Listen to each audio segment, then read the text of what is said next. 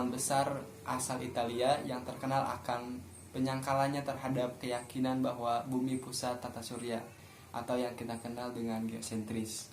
Galileo meyakini bahwa bumi bukan pusat tata surya, melainkan matahari yang menjadi pusat tata surya atau yang kita kenal heliosentris. Nah, Galileo merupakan ilmuwan yang lahir di Pisa, Toskana pada tanggal 14 Februari tahun 1564. Ia menyumbang beberapa penemuan penting di bidang fisika, astronomi, dan filsafat. Galileo lahir ketika Eropa sedang gencar-gencarnya dalam perkembangan ilmu pengetahuan. Keluarga Galileo adalah keluarga yang sangat cinta ilmu pengetahuan. Ayahnya adalah seorang ahli matematika dan musik yang bernama Francesco Galilei. Awalnya, Galileo diperintahkan untuk bergelut di bidang kedokteran, dan pada akhirnya Galileo masuk ke Universitas Pisa jurusan kedokteran. Setelah dijalani beberapa waktu, Galileo tidak serg atau tidak merasa cocok untuk bergelut di bidang kedokteran. Ia lebih senang untuk mengotak-atik rumus matematika. Baginya belajar kedokteran sangatlah monoton dan membosankan. Galileo lalu memutuskan untuk tetap mendalami matematika dan astronomi walau ia masih menjadi mahasiswa kedokteran. Karena kuliahnya terbengkalai, Galileo memutuskan untuk keluar dari kedokteran. Galileo kemudian kembali ke Florence, yaitu tempat yang sama saat ia kecil menerima pendidikan di Biara. Ia kemudian merintis karir sebagai penulis ilmiah. Salah satu adalah tulisannya yang membuat dirinya terkenal di seluruh Eropa adalah karya ilmiahnya tentang terasa hidrostatik yang diterbitkan pada tahun 1586 dan tentang gaya berat benda yang diterbitkan pada tahun 1589. Karena hal itu, akhirnya Galileo dipanggil oleh pihak Universitas Pisa dan ditawari untuk menjadi dosen, bahkan menjadi guru besar matematika di Universitas Purdue. Tantangan pertama pada saat ia mengkritisi teori Aristoteles yang menyebutkan bahwa dua benda yang beratnya berbeda, jika dilepas bersama maka yang tercepat sampai di tanah adalah benda yang paling berat. Galileo kemudian bereksperimen dengan menjatuhkan dua benda yang beratnya berbeda dan dari mana bisa. Percobaan itu disaksikan oleh masyarakat banyak, termasuk oleh para ilmuwan juga, dan akhirnya terbukti bahwa kedua benda tersebut jatuh secara bersamaan. Hal ini langsung mematahkan Aristoteles dan nama Galileo semakin diperhitungkan di belantara ilmuwan. Galileo adalah tipe ilmuwan yang tidak suka banyak berdebat. Ia lebih suka bereksperimen untuk menunjukkan hasil yang akurat. Kemudian, tantangan terbesarnya pada saat ia menentang pendapat Aristoteles yang menyebutkan bahwa bumi merupakan pusat tata surya atau yang kita kenal dengan geosentris. Saat mengamati itu, ia mengetahui bahwa permukaan bulan serta planet-planet lain adalah tidak rata, layaknya permukaan bumi yang terdiri dari gunung dan lembah. Hal ini juga telah mematahkan teori Aristoteles yang mengungkapkan bahwa bulan dan planet adalah bola sempurna dan halus. Galileo juga menemukan bahwa Saturnus adalah planet yang dikelilingi oleh cincin raksasa dan Jupiter dikelilingi oleh satelit seperti bulan lebih dari satu. Galileo juga bereksperimen di bidang astronomi. Ia bergabung dengan Academia dei Scienze, suatu grup yang sedang mempelajari bintik matahari. Galileo ikut dalam klub tersebut. Untuk lebih melancarkan eksperimennya, Galileo kemudian memodifikasi teleskop yang saat itu baru saja ditemukan. Ia memodifikasi teleskop itu sehingga lebih canggih dan lebih jelas dalam mengamati benda angkasa. Hal ini yang membuat Galileo dianggap sebagai penemu teleskop, padahal ia hanya menyempurnakan saja.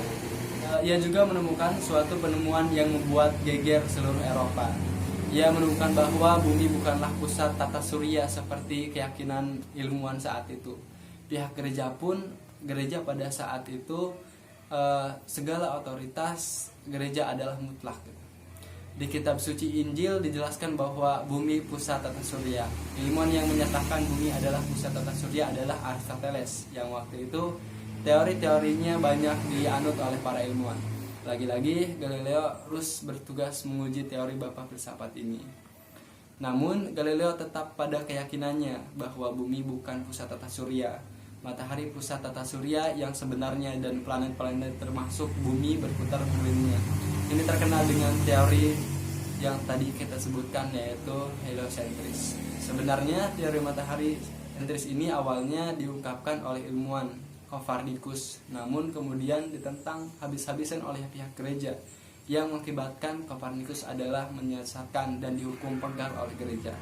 Jadi pada zaman ini di Eropa, ketika ajaran tidak sesuai dengan apa yang ada di kitab dan gereja, maka itu dianggap ajaran yang menyesatkan dan langsung dihukum penggal. Galileo tak gentar walau itu akan membuat dirinya bernasib sama dengan Copernicus. Ramalan Galileo pun tepat. Ia juga dituduh menyesatkan dan melawan gereja. Galileo pun disidang oleh gereja. Ia kemudian dijatuhi hukuman tahanan rumah. Hal ini tidak menjadikan Galileo patah semangat. Bahkan ia semakin semangat dalam mengembangkan penemuan-penemuannya. Setelah Paulus diganti oleh Paus Bricletus, Galileo pun diizinkan untuk menulis jurnal ilmiah, namun dengan tetap diedit oleh pihak gereja. Galileo pun kemudian pindah ke Arcetri. Di sana ia lebih fokus dengan berbagai penelitian dan tulisan ilmiahnya. Selain terkenal karena telah membuktikan bahwa matahari sentris adalah benar dan telah berhasil memodelisasi teropong, Galileo juga terkenal dengan berbagai penemuan lain seperti penemuan hukum kelembaban dan pengamatan di bidang astronomi. Lalu kita berlanjut ke kematian Galileo Galilei. Pada tanggal 8 Januari 1642, sang ilmuwan pemberani Galileo Galilei menghembuskan nafasnya yang terakhir di Arcetri, Italia. Ia meninggal karena menderita demam dan dalam keadaan buta. Ia meninggal hanya ditemani oleh muridnya yang bernama Vincenzo Viviani. Ia kemudian dimakamkan di Florence. Pada tahun 1992, Paus Yohanes Paulus II mengungkapkan bahwa hukuman dan tuduhan yang dijatuhkan pada Galileo adalah keputusan yang keliru. Pada bulan Desember 2008, Paus Bondus 1051 dalam pidatonya menyatakan bahwa Gereja Katolik Roma merehabilitasi nama Galileo Galilei dan menyatakan bahwa Galileo adalah benar dan menetapkannya sebagai ilmuwan. Lalu kemudian alasan saya memilih tokoh ini adalah karena Galileo termasuk ilmuwan yang berani dan memiliki tanggung jawab besar terhadap terbuktinya suatu kebenaran. Galileo ilmuwan Eropa yang pertama kali menekankan pentingnya eksperimen dan pengamatan serta perhitungan yang cermat dalam menarik kesimpulan atas fenomena pengetahuan. Secara berani, Galileo telah menolak pendapat bahwa kebenaran ilmiah diputuskan oleh kekuasaan, entah itu atas nama gereja atau nama Aristoteles. Galileo memiliki pandangan ilmiah yang berdasar pada pembuktian, bukan dogma dan bukan mistis. Hal ini kemudian diteruskan oleh ilmuwan selanjutnya yang bernama Newton. Ia menyatakan kesimpulan ilmiah dengan percobaan yang benar dan penuh perhitungan, bukan oleh dogma. Galileo adalah lambang pemberontak terhadap dogma dan kekuasaan otoriter yang membelenggu kemerdekaan berpikir, terutama dalam meletakkan dasar-dasar ilmu pengetahuan modern. Mungkin itu saja yang dapat saya sampaikan, kurang lebihnya mohon maaf. Wassalamualaikum warahmatullahi wabarakatuh.